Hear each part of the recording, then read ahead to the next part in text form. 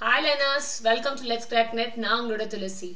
UGC நெட்னுடைய application நமக்கு release ஆயிடுச்சு. Application form filling release ஆயிடுச்சு. ஸோ அப்ளிகேஷன் ஃபில் பண்ணும்போது நம்ம என்னென்ன மிஸ்டேக்ஸ்லாம் பண்ண பாசிபிலிட்டிஸ் இருக்கு, எதெல்லாம் நம்ம அவாய்ட் பண்ணணும், என்ன மாதிரியான விஷயங்களை முன்னாடியே ரெடி பண்ணிட்டு அப்ளிகேஷன் ஃபார்ம் ஃபில் பண்ண உட்காரணும் அப்படிங்கிறதுக்கான ஒரு பிரீஃபான ஒரு செஷனா தான் இன்னைக்கோட கிளாஸ் இருக்க போகுது.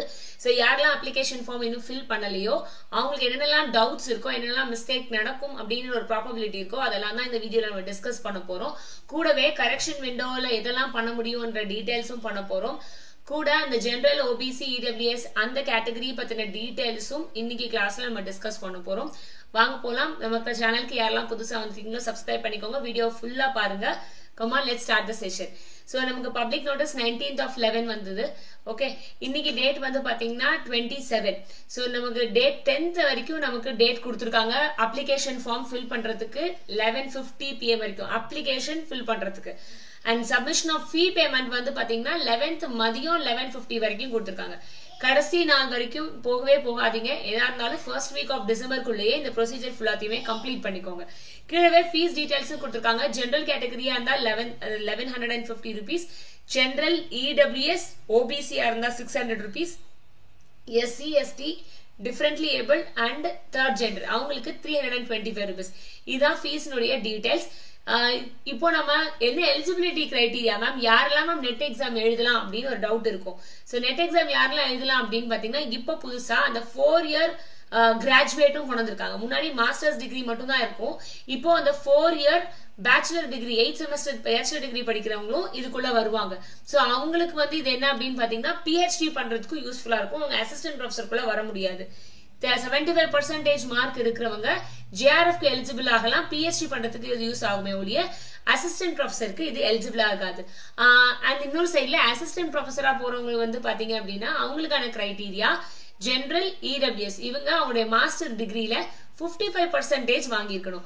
OBC SC ST PWD third gender அவங்க 50% இந்த மாஸ்டர் டிகிரி, பிஜி ப்ரோக்ராம்ல 50% அவங்க வாங்கியிருக்கணும் ரிசல்ட்ல.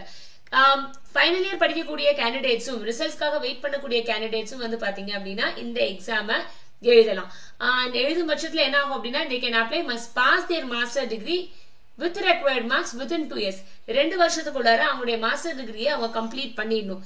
இதுவே பிஹெச்டிக்கா இருந்தது அப்படின்னு பாத்தீங்கன்னா 1 year for the PhD admission அப்படின்ற கன்ஸ்ட்ரெயின்ட் அங்க இருக்கு. தேர்ட் ஜெண்டர் கேட்டகரிக்கும் சேம் கேட்டகரி ஐசிஎஸ்டிக்கு இருக்கிற அதே ரூல்ஸ் தான். அவங்களுக்குமே பிஹெச்டி டிகிரி ஹோல்டர்ஸ் 1991க்கு முன்னாடி முடிச்சவங்களா இருந்தாங்கன்னா அவங்களுடைய அக்ரிகேட் மார்க்ஸ்ல இருந்து 5% அவங்களுக்கு ரிலாக்ஸேஷன் இருக்கும். சப்ஜெக்ட் ரெக்வயர்மெண்ட் நீங்க போஸ்ட் கிராஜுவேஷன் என்ன மேஜர் படிச்சிருக்கீங்களோ அந்த மேஜர் பேப்பருக்கு தான் இங்க நீங்க அப்ளை பண்ண முடியும். அதை நல்லா ஞாபகம் வச்சுக்கோங்க. மேஜர் பேப்பர் என்ன நீங்க பிஜில பண்ணிருக்கீங்களோ அந்த பேப்பர் தான் இங்க நீங்க அப்ளை பண்ண முடியும். சரி, எக்ஸாம்பிள் இப்போ காமர்ஸ் படிச்சவங்க மேனேஜ்மெண்ட், அந்த மாதிரி management, labour management, human resource management, so இந்த மாதிரியான பேப்பர்ஸ்லாம் அந்த ஈக்குவலன்ஸ் இருக்கும். அதை டீட்டெயிலா செக் பண்ணிட்டு என்டிஏக்கு டவுட் இருந்தா ஒரு மெயில் பண்ணி கன்ஃபார்ம் பண்ணதுக்கு அப்புறமா அப்ளை பண்ணுங்க. ஏன்னா அப்ளிகேஷன் எல்லாமே நம்ம ஆதார் பேன் இது மாதிரி மூலமா தான் போறோம். ஸோ மறுபடியும் இன்னொரு அப்ளிகேஷன் நம்ம போட்டோம் அப்படின்னா ரிஜெக்ட் ஆயிடும். ஸோ அதுல ரொம்ப கேர்ஃபுல்லா இருங்க. எனி டவுட் இருந்தாலும் என்டிஏக்கு ஒரு மெயில் போட்டுருங்க. நெக்ஸ்ட் குவாலிஃபை ஆகும்போது 3 கேட்டகரியில இப்ப குவாலிஃபிகேஷன் நமக்கு வருது. ஒன்னு கேட்டகரி 1, கேட்டகரி 2, கேட்டகரி 3.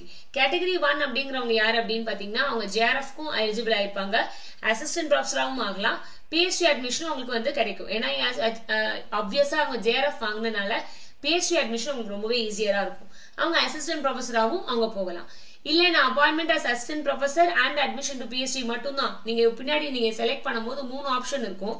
அதுல நீங்க எந்த ஆப்ஷன் செலக்ட் பண்றீங்களோ அதை பொறுத்து. இப்போ இது ஜேஆர்எஃப் செலக்ட் பண்ணீங்க அப்படின்னா ஜேஆர்எஃப் வாங்கலாம், அசிஸ்டன்ட் ப்ரொஃபஸர் வாங்கலாம், பிஹெச்டி அட்மிஷன் உங்களால வாங்க முடியும்.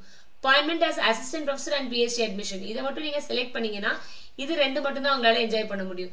இல்ல பிஹெச்டி அட்மிஷன் ஒன்னும், இது யாருக்கு மெயினா அப்படின்னு பாத்தீங்கன்னா அந்த 4 year கோர்ஸ் படிக்கிறாங்கல்ல அவங்களுக்கு இது ரொம்பவே யூஸ்ஃபுல்லா இருக்கும். இவங்க இதுல அசிஸ்டன்ட் ப்ரொஃபஸர் ஆக முடியாது, அவங்க வெறும் பிஹெச்டி மட்டும் தான் பண்ண முடியும்.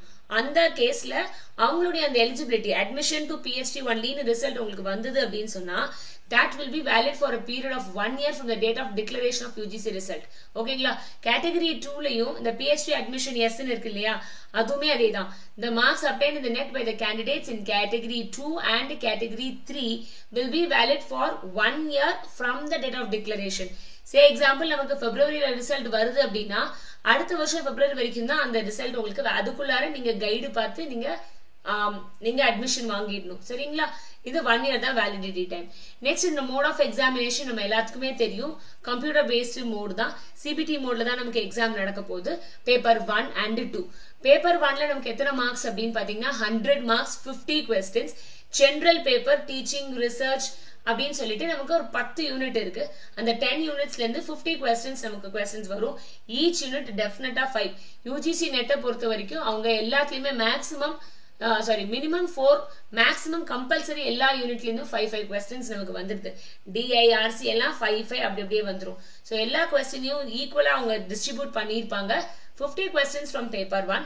பேப்பர் 2 வந்து பாத்தீங்க அப்படின்னா 100 questions, so 200 marks. சோ இந்த 200 marks 3 ஹவர்ஸ்க்கு இந்த எக்ஸாம்ஸ் நடக்கும். இதுதான் நம்ம பேட்டர்ன் ஆஃப் எக்ஸாமினேஷன். முன்னாடி நமக்கு ஒரு சின்ன சேஞ்ச் இருக்கு இந்த எக்ஸாம்ல. என்ன அப்படின்னு பாத்தீங்கன்னா லாஸ்ட் டைம்க்கு முன்னாடி இருந்தப்ப என்ன ஆகும்னா அக்ரிகேட் இல்லாம தனித்தனி பேப்பருக்கு எலிஜிபிலிட்டி இருந்தது. இப்ப நமக்கு அப்படி கிடையாது, அக்ரிகேட் தான் எலிஜிபிலிட்டி.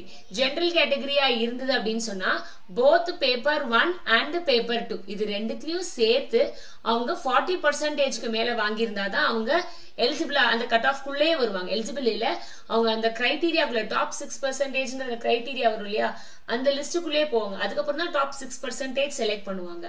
இதுவே நீங்க ஓபிசி, எஸ்சி, எஸ்டி இந்த கேட்டகரியா இருந்தீங்க, எஸ்சி, எஸ்டி, பிடபிள்யூடி இந்த கேட்டகரியா இருந்தீங்கன்னா 35% நீங்க மினிமமா ரெண்டுத்தையும் சேர்த்து ஸ்கோர் வச்சுக்கணும். சரிங்களா? வச்சிருந்தாதான் அடுத்த லெவல் ஆஃப் செலக்ஷனுக்குள்ளார உள்ள போகும். அப்ப அங்க டாப் 6% will be selected. கிளியருங்களா? சோ 100 + 200 300 questions-க்கு 300 marks-க்கு எக்ஸாம் எழுதுவீங்க. அக்ரிகேட் சேர்த்து தான், தனித்தனியா கிடையாது. சோ நம்ம எவ்வளவுக்கு எவ்வளவு நம்மளுடைய பேப்பர் 2 இருந்தாலும் சரி, பேப்பர் 1 இருந்தாலும் சரி, நம்ம எவ்வளவுக்கு இம்ப்ரூவ் பண்றோமோ நம்ம ஸ்கோர் பூஸ்ட் ஆகிட்டே போகும். கிளியர்? ரைட். நெக்ஸ்ட் இதோட ஏஜ் லிமிட் கேட்கலாம். மேம் ஜேஆர்எஃப் இருக்கு, அப்புறம் அசிஸ்டன்ட் ப்ரொஃபசர் இருக்கு, அப்புறம் பிஹெச்டி அட்மிஷன் இருக்கு. என்ன மேம் ஏஜ் லிமிட் அப்படின்னு கேட்டீங்கன்னா ஜேஆர்எஃப்க்கு வந்து பாத்தீங்கன்னா 30 years maximum age limit as on 1/1/2025. அதாவது ஜெனரல் கேட்டகரி பீப்புளுக்கு. ஆனா உமன் கேட்டகரி ஜெனரல்ல இருந்தாலும் அவங்களுக்கு ரிலாக்ஸேஷன் உண்டு 5 years. சே எக்ஸாம்பிள் ஒரு விமன் இருக்காங்க, அவங்க ஜெனரல் கேட்டகரின்னு வச்சுக்கோங்க. சோ ஜெனரல் கேட்டகரி விமனோட ரிலாக்ஸேஷன் பீரியட் வந்து 35 வயசு. சோ 35 years வரைக்கும் அவங்களால இத செய்ய முடியும். OBC, SC, ST, PWD, third gender இவங்க எல்லாத்துக்குமே 35 years வரைக்கும் நான் அவங்களுடைய ரிலாக்ஸேஷன் பீரியட் இருக்கும். எதுக்கு அப்படின்னா ஜேஆர்எஃப்க்கு. இப்ப சே எக்ஸாம்பிள் இப்போ உங்களுக்கு 34 years ஆகுது அப்படின்னா நீங்க ஜேஆர்எஃப்க்கு அப்ளை பண்ணலாம். உங்களுக்கு ஃபெலோஷிப் கிடைச்சது அப்படின்னு சொன்னா நீங்க அதை வச்சு பிஹெச்டி பண்ண முடியும். ரைட்? ஓகே. அடுத்தது ரிசர்ச் எக்ஸ்பீரியன்ஸ் இருந்து அதுக்கான ப்ராப்பரான எவிடன்ஸ் சப்மிட் பண்ணும்போது அவங்களுக்கும் 5 years அவங்களுக்கு ரிலாக்ஸேஷன் தராங்க. எல்எல்எம் டிகிரிஸ் படிக்கிறவங்களுக்கு, லால எல்எல்எம் டிகிரிஸ் படிக்கிறவங்களுக்கு 3 years ரிலாக்ஸேஷன் இருக்கு ஜேஆர்எஃப்காக. ஓகே. அண்ட் ஆர்ம்டு ஃபோர்சஸ்ல இருந்து சர்வீஸ்ல இருந்து இருக்கிறவங்களுக்கு 5 years அதே மாதிரி. சோ இந்த ரிலாக்ஸேஷன் அப்படிங்கிறது இந்த 30 to 35 தான், அதுக்கு மேல போகவே போகாது. ரைட்? தென் அசிஸ்டன்ட் ப்ரொஃபசர் அதோட வேலிடிட்டி டைம் என்ன மேம் அப்படின்னா அப்பர் ஏஜ் லிமிட்லாம் எதுவுமே கிடையாது. அவங்க அப்ளை பண்ணலாம். அதனுடைய வேலிடிட்டியும் பாத்தீங்கன்னா லைஃப் டைம் இருக்கும். தென் பிஹெச்டி அட்மிஷனுக்கு வந்து பாத்தீங்கன்னா அப்ளை பண்றதுக்கு எந்த ஒரு ஏஜ் லிமிட்டுமே கிடையாது. சப்போஸ் நீங்க குவாலிஃபை ஆனீங்க அப்படின்னு சொன்னா 1 yearல நீங்க பிஹெச்டி அட்மிஷன் வாங்கியிருக்கணும். Okay, clear? நெக்ஸ்ட் என்னெல்லாம் டாக்குமெண்ட்ஸ் மேம் இப்ப நான் ரெடியா வச்சுக்கணும் அப்ளை பண்றதுக்கு முன்னாடி அப்படின்னா ஃபர்ஸ்ட் உங்களுடைய யூனிவர்சிட்டி சர்டிபிகேட், உங்க நேம், உங்க அப்பா அம்மா நேம், உங்க டேட் ஆஃப் பர்த் இதெல்லாம் தெளிவா இருக்கக்கூடிய லாஸ்டா பண்ண பிஜி சர்டிபிகேட் ரெடியா வச்சுக்கோங்க. கன்சாலிடேட்டட் மார்க் ஷீட் இருக்கும் இல்லையா, அதை ரெடியா வச்சுக்கோங்க.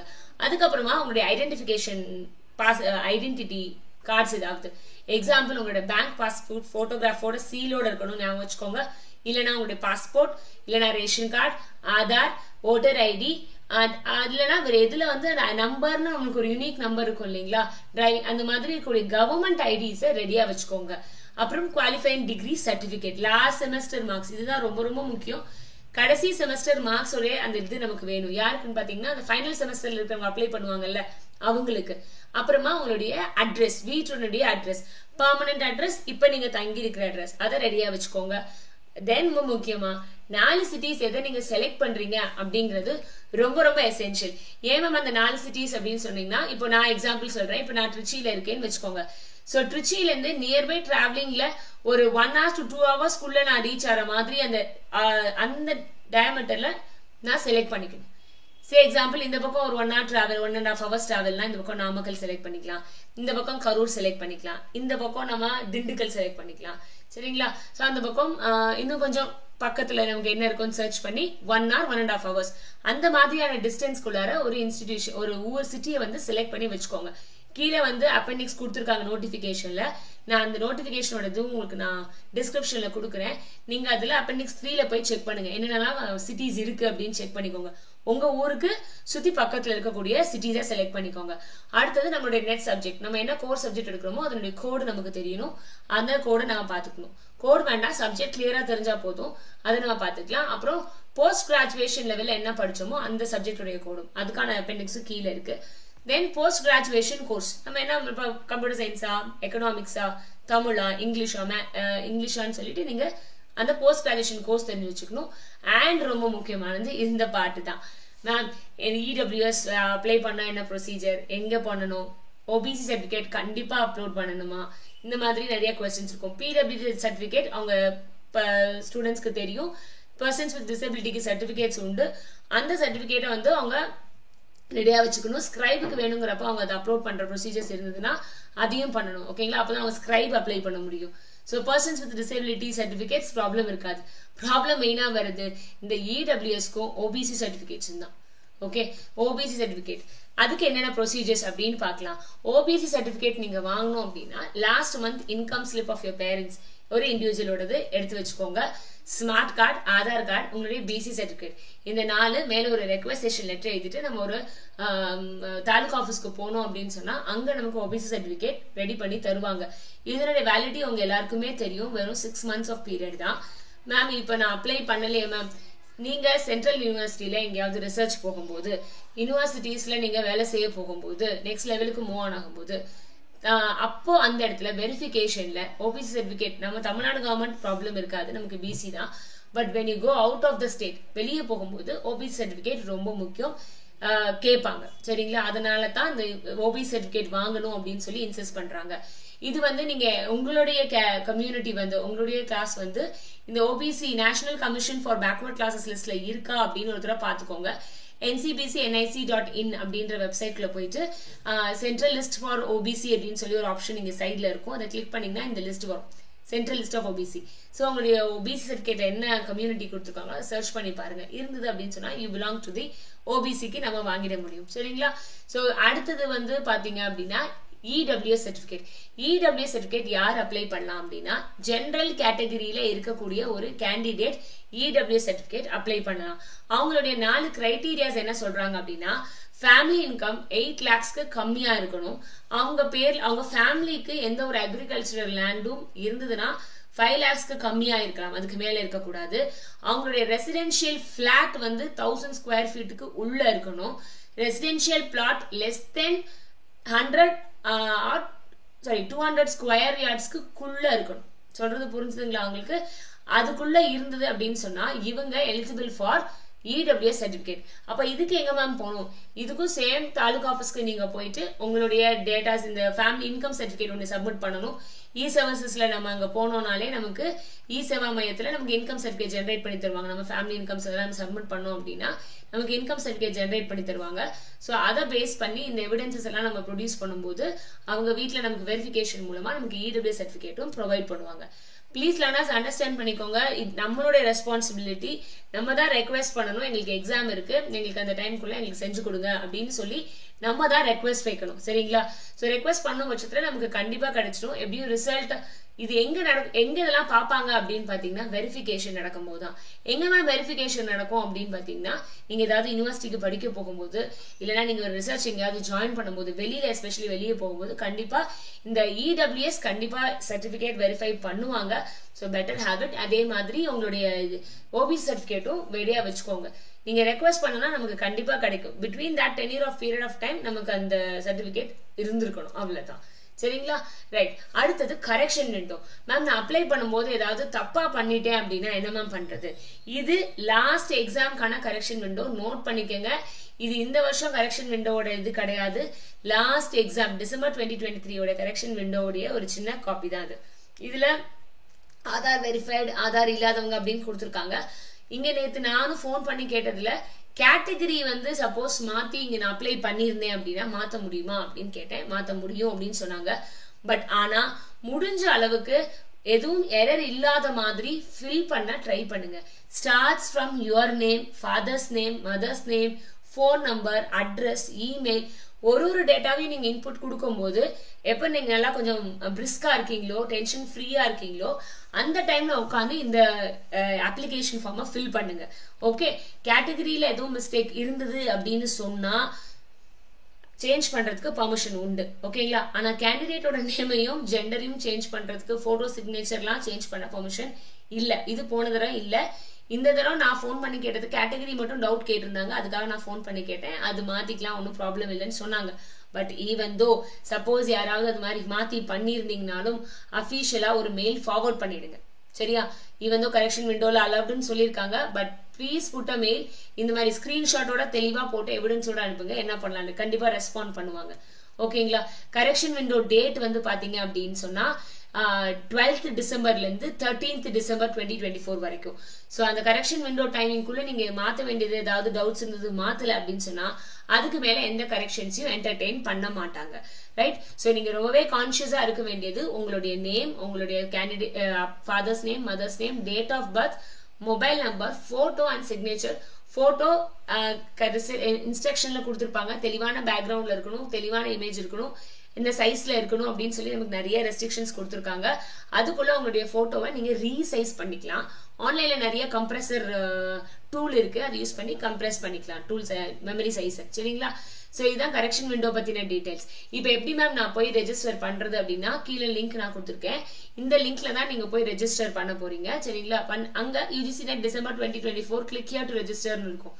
இதை நீங்க கிளிக் பண்ணீங்க அப்படின்னு சொன்னா it will be taking you to this window. இங்க ரெண்டு ஆப்ஷன் இருக்கு. ஒன்னு, நீங்க புதுசு இன்னும் வரைக்கும் நீங்க அப்ளை பண்ணதே இல்லை அப்படின்னா இந்த இடத்துல போயிட்டு நியூ கேண்டிடேட் ரெஜிஸ்டர் இடத்துல போய் ரெஜிஸ்டர் பண்ணுங்க. இல்ல ஏற்கனவே நீங்க ரெஜிஸ்டர் பண்ணிட்டீங்க, உங்க நேம் டீடைல்ஸ் எல்லாம் கொடுத்துட்டீங்கன்னா ஆட்டோமேட்டிக்காவே இங்க அப்ளிகேஷன் நம்பர் நம்ம டைப் பண்ணி பாஸ்வேர்டும் கொடுத்தோம்னா வந்துடும். இப்போ நாங்க புது கேண்டிடேட் அப்படின்னா இங்க கிளிக் பண்ணுங்க. நியூ கேண்டிடேட் ரெஜிஸ்டர் இருக்குல்ல, இங்க கிளிக் பண்ணுங்க. கிளிக் பண்ணீங்கன்னா it will tax you to the next window. இந்த விண்டோல நமக்கு ஒரு 4-5 ஆப்ஷன் இருக்கு. I have an Aadhaar number and create to my login using Aadhaar number. DigiLocker account. ஸ்டூடெண்டா இருக்கிறவங்களுக்கு எல்லாம் இந்த DigiLocker account ABC ஐடி எல்லாம் இருக்கும். அது மூலமாகவும் நீங்க உள்ள சைன் இன் பண்ணலாம். இல்ல என்கிட்ட இந்த ஐடிஸ் இல்ல, நான் ஏற்கனவே பாஸ் அவுட் ஆயிட்டேன் அப்படின்னா உங்க பாஸ்போர்ட் வச்சு பண்ணலாம், இல்லைன்னா உங்க பேன் கார்டு வச்சு பண்ணலாம். ஓகேங்களா? சோ இதுல தான் various options of logging in inside. So நீங்க சப்போஸ் ஆதார் ப்ராப்ளமா இருந்ததுன்னா பேன் கார்டு கொடுங்க, அது ஒர்க் ஆகுது, நானும் செக் பண்ணி பார்த்துட்டேன். ரைட்? அண்ட் தென் நெக்ஸ்ட் வந்து நீங்க போனீங்க அப்படின்னா அடுத்த விண்டோ ஓப்பன் ஆகும். அதுல உங்களுடைய பேசிக் டீடைல்ஸ் கேட்கும். இது அப்ளிகேஷன் ஃபர்ஸ்ட் ரெஜிஸ்ட்ரேஷன் டீடைல்ஸ்க்காக. இங்க உங்களோட நேம், உங்க father's name, mother's name, date of birth, email ID உங்களோடத கொடுங்க. உங்களோட ஓன் ஐடி உங்களோட மார்க் ஷீட்ல என்ன இருக்கோ அதே மாதிரி எல்லா பிளேஸ், இனிஷியல், ஸ்பெல்லிங் எல்லாம் கரெக்டா இன்புட்ஸ் கொடுங்க. கொடுத்ததுக்கு அப்புறமா உங்களுக்கு ஐடென்டிட்டி டைப் கேட்கும். இங்க நம்ம முன்னாடி சொன்ன மாதிரி ரெடியா வச்சுக்கோங்கன்னு சொன்னேன் இல்லையா? சோ என்ன ஐடி ப்ரூஃப் ரெடியா வச்சிருக்கீங்களோ அந்த ஐடி ப்ரூஃபும் அந்த ஐடென்டிபிகேஷன் நம்பரும் கரெக்டா இங்க இன்புட்டா கொடுங்க. தென் கொடுத்ததுக்கு அப்புறமா பாஸ்வேர்ட் செட் பண்ண சொல்லும். பாஸ்வேர்டுக்கு கண்டிஷன் இருக்கு.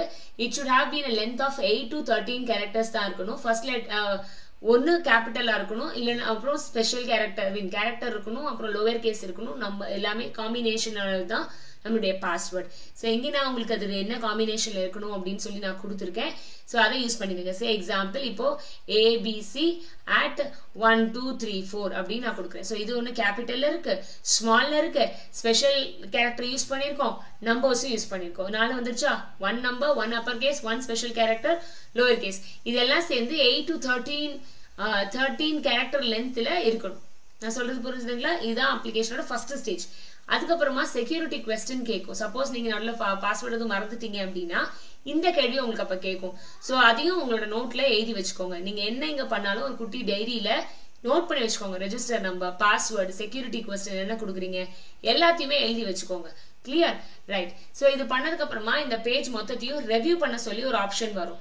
Review the online registration page அப்படின்னு சொல்லி இங்க எல்லாத்தையும் செக் பண்ணிக்கோங்க. ஏதாவது மிஸ்டேக் இருக்கான்னு 1 by 1 பார்த்துட்டு கீழே கடைசியில் இது எல்லாத்தையும் செலக்ட் பண்ண பிற்பாடு அக்ரி கொடுத்துருங்க. இங்க அக்ரி கொடுத்துட்டு சப்மிட் கொடுங்க. இல்ல இங்க ஏதோ எரர் இருக்கு, சின்ன மிஸ்டேக் கரெக்ஷன் பண்ணணும் அப்படின்னா எடிட் ரெஜிஸ்ட்ரேஷன் ஃபார்ம் கொடுத்தீங்கன்னா போய் நீங்க எடிட் பண்ண முடியும். சரிங்களா? ரைட். நெக்ஸ்ட் அடுத்த பேஜ் நீங்க ஓகே கொடுத்ததுக்கு அப்புறமா இது எல்லாத்தையும் செக் பாக்ஸ் டிக் பண்ணணும்.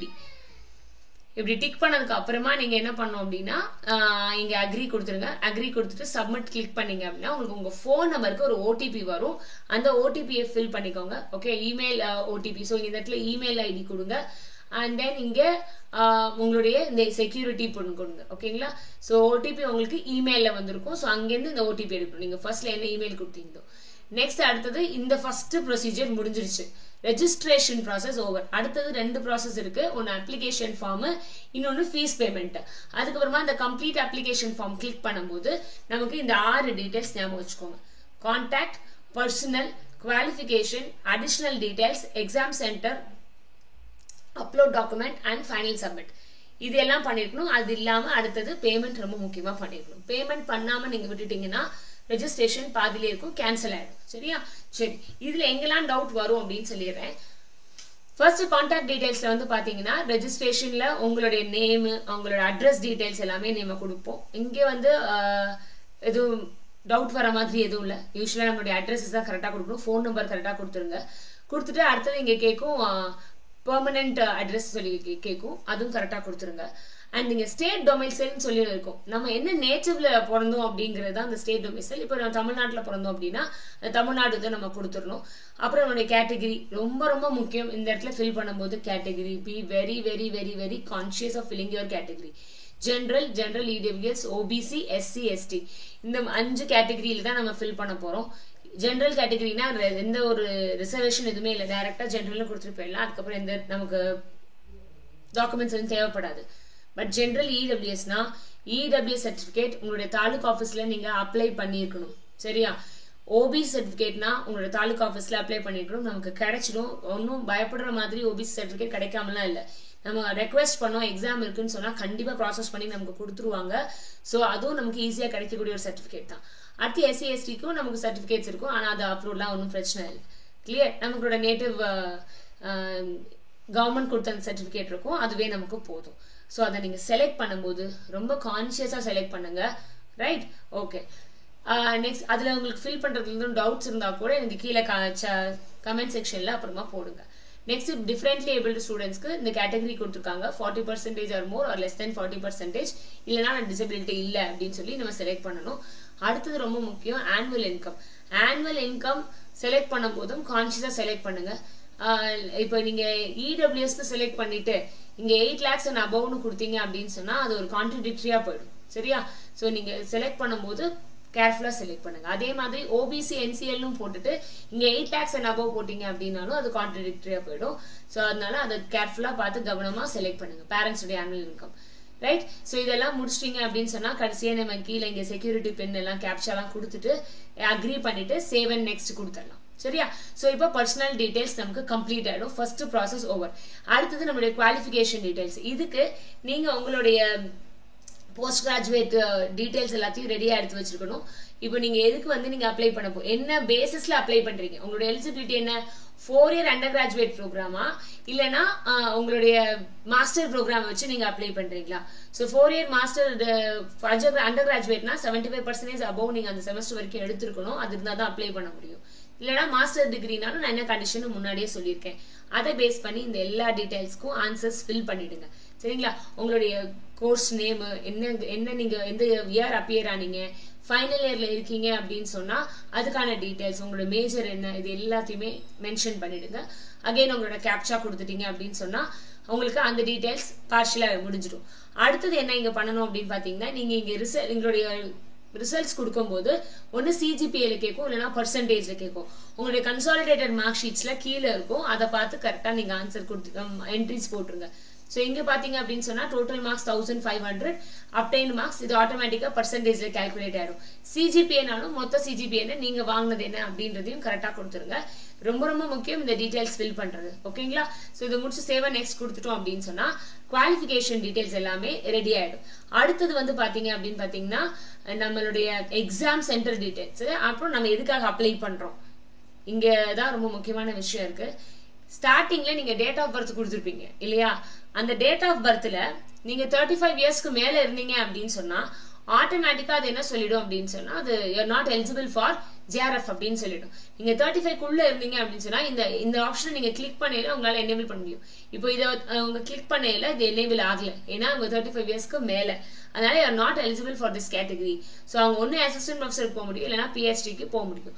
Better give for assistant professor. Assistant ப்ரொஃபஸருக்கு நீங்க கொடுக்கும்போது பிஹெச்டியும் ஆட்டோமேட்டிக்கா உங்களுக்கு ஒன்னே நீங்க எலிஜிபிள் ஆயிருப்பீங்க. ஸோ ஒன்றும் பிரச்சனை இல்லை. ஓகேங்களா? சோ இல்ல ரெண்டுமே நான் செலக்ட் பண்றேனாலும் நோ ப்ராப்ளம், செலக்ட் பண்ணிக்கோங்க. இங்க நீங்க என்ன சப்ஜெக்ட் ஆப்ட் பண்ண போறீங்க, இங்கதான் நான் சொன்னேன் இல்லையா, உங்களுடைய கொஸ்டின் பேப்பர் மீடியம் இங்கிலீஷ்ல இருக்கணும். 4 சிட்டியை நீங்க செலக்ட் பண்ணணும். சோ அந்த 4 சிட்டி உங்க ஊர்ல இருந்து ஒரு 1 or 2 hours இருக்கிற மாதிரியான இடமா பார்த்து ப்ரிஃபரன்ஸ் கொடுங்க. ஃபர்ஸ்ட் ப்ரிஃபரன்ஸ் ரொம்ப நியர் உங்க சிட்டியில கொடுங்க. செகண்ட் ப்ரிஃபரன்ஸ் உங்க சிட்டில இருந்து கொஞ்சம் தள்ளி கொடுங்க. ஞாபகம் வச்சுக்கோங்க, ஃபர்ஸ்ட் ப்ரிஃபரன்ஸ் உங்க சிட்டியை கொடுங்க. இப்ப என்னோட சிட்டி வந்து ட்ரிச்சி அப்படின்னு சொன்னா நான் முதல் ப்ரிஃபரன்ஸ் என்ன கொடுப்பேன்னு பாத்தீங்கன்னா நான் ட்ரிச்சி தான் கொடுப்பேன். ஓகே, நான் என்னோட இங்க பாருங்க, இங்க நான் கொடுத்துருக்கேன். என்னோட ப்ரிஃபரன்ஸ் ஃபர்ஸ்ட் சாய்ஸ் நான் ட்ரிச்சி தான் கொடுப்பேன். அடுத்தது தஞ்சாவூர், அடுத்தது மதுரை, அப்புறம் கரூர். சோ அந்த எது பக்கத்துல இருக்கோ அதை வச்சு நம்ம கொடுத்தோம் அப்படின்னா நமக்கு மேக்ஸிமம் ஃபர்ஸ்ட் சாய்ஸ் தான் ப்ரிஃபர் ஆகுது. நமக்கு ஒன்றும் ப்ராப்ளம் இல்லை. பட் நம்ம கொடுக்குற ப்ரிஃபரன்ஸை பொறுத்து தான் விஷயமே இருக்கு. ஓகேங்களா? ரைட். அதுக்கப்புறம் ஃபாதர்ஸோட குவாலிஃபிகேஷன், மதர்ஸ் குவாலிஃபிகேஷன், இந்த டீடைல்ஸ் எல்லாம் கொடுத்து செக்யூரிட்டி பின் கொடுத்தீங்க அப்படின்னா இந்த எக்ஸாம் சென்டர் டீடைல்ஸும் முடிஞ்சிருச்சு. அடுத்தது நம்மளுடைய போட்டோ அப்லோட் அண்ட் நம்மளுடைய சிக்னேச்சர் அப்லோட். இதனுடைய சைஸ் ஏற்கனவே கொடுத்துருக்காங்க. மினிமம் சைஸ் 10 KB இருந்து மேக்ஸிமம் 200 KB வரைக்கும் ஜேபிஜி ஃபார்மேட்ல இருக்கணும். கம்ப்ரஸ் பண்றதுக்கு நிறைய கம்ப்ரஸர் டூல் இருக்கும், நான் அதையும் கீழே நான் கொடுக்குறேன், அதை வச்சும் ட்ரை பண்ணுங்க தெரியாதவங்களுக்கு.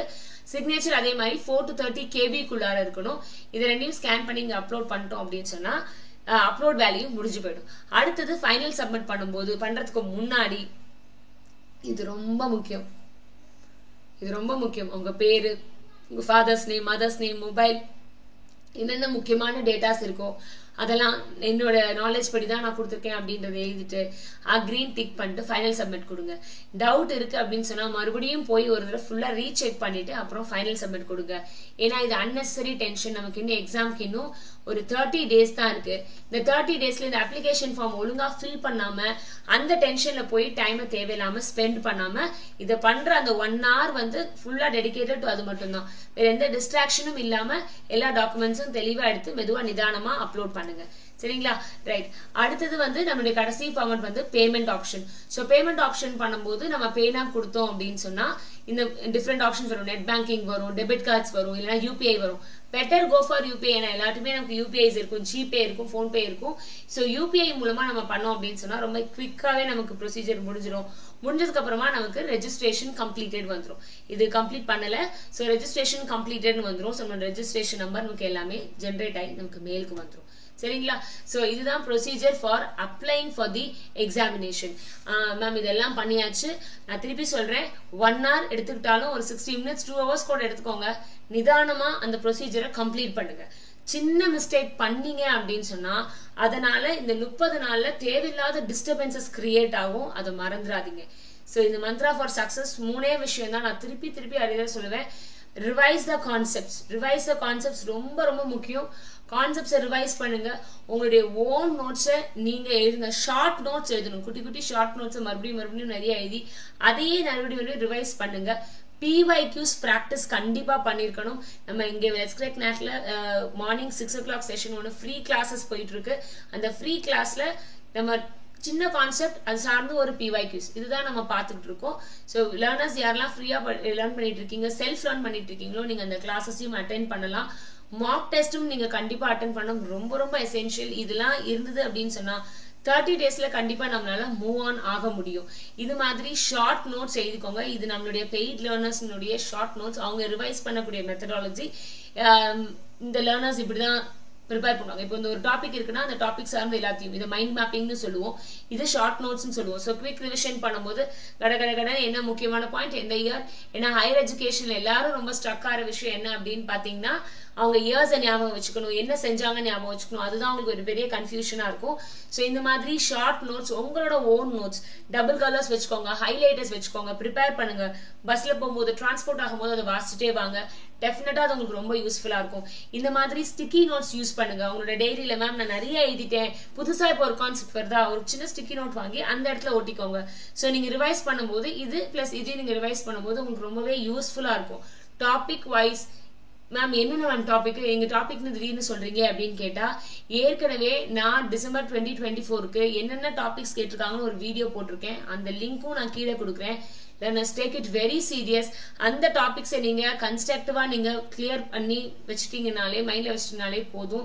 Plus previous practice plus attending the mock test is good for getting good score in paper 1. ஓகேங்களா? ஸோ உங்களோட கான்செப்சுவல் அண்டர்ஸ்டாண்டிங் ரொம்ப முக்கியம்.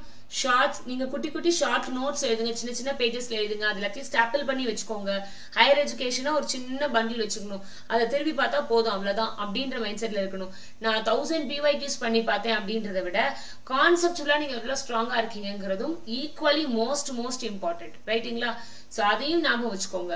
அண்ட் தென் உங்களுக்கு ஃப்ரீயா வந்து உங்களுக்கு கிளாஸஸ் வேணும், நீங்க பே பண்றது கஷ்டம் மேம் அப்படின்னு சொன்னீங்க அப்படின்னு சொன்னா, இங்க we have let's crack net YouTube சேனல்லையும் சரி நிறைய வீடியோஸ் போட்டிருக்கேன், கிட்டத்தட்ட 137.